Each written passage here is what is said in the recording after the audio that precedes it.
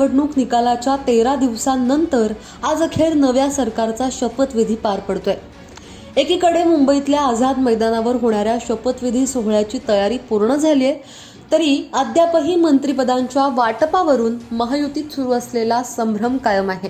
भाजप नेते देवेंद्र फडणवीस हे मुख्यमंत्री पदाची शपथ घेणार आहेत। राज्याचे मावळते मुख्यमंत्री एकनाथ शिंदे यांनीही मंत्रिमंडळात सहभागी व्हावं अशी विनंती महायुतीच्या सर्वच नेत्यांकडून करण्यात आली आहे। शिंदे यांची समजूत काढण्यासाठी देवेंद्र फडणवीस काल रात्री स्वतः वर्षा बंगल्यावर पोहोचले होते। यावेळी शिंदे आणि फडणवीसांमध्ये पाऊण तास बैठक झाली।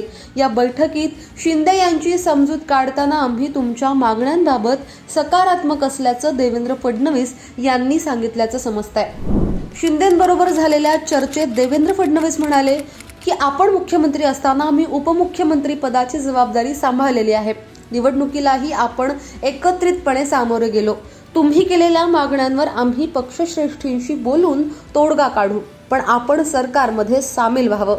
3 पक्षांनी एकत्रित निवडणूक लढवलेली असताना फक्त मी आणि अजित पवार यांचा शपथविधी झाल्यास तो योग्य दिसणार नाही, अशा शब्दात वर्षावरच्या बैठकीत देवेंद्र फडणवीस यांनी एकनाथ शिंदे यांच्यासमोर आपली भूमिका मांडल्याची माहिती समोर आली आहे। फडणवीस यांच्या या भूमिकेनंतर एकनाथ शिंदे यांची नाराजी काही प्रमाणात दूर झाली असल्याचं सांगितलं जात आहे। त्यामुळे आज ते उपमुख्यमंत्री पदाची शपथ घेण्याची शक्यता आहे।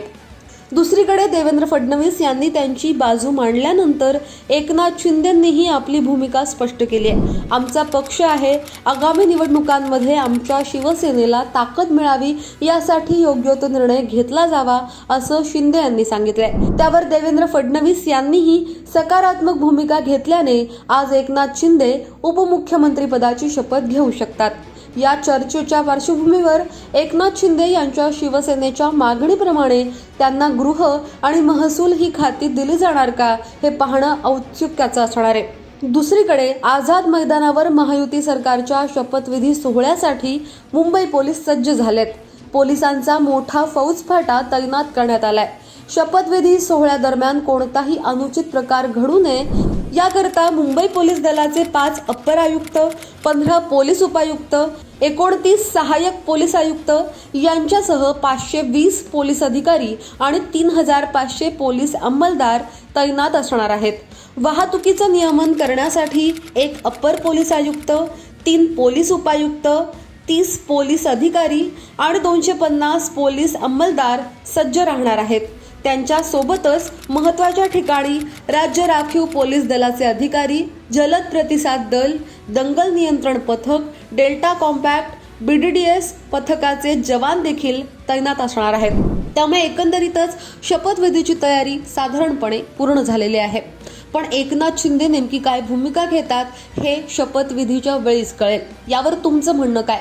एकनाथ शिंदे काय भूमिका घेतील असं वाटतं? त्यांनी कोणती भूमिका घ्यायला हवी असं वाटतं? कमेंट बॉक्समध्ये तुमच्या प्रतिक्रिया अवश्य नोंदवा। आत्तापर्यंत जर का लोकमत सबस्क्राईब केलं नसेल, फॉलो केलं नसेल तर लगेच सबस्क्राईब करा, फॉलो करा आणि पाहत रहा लोकमत। धन्यवाद।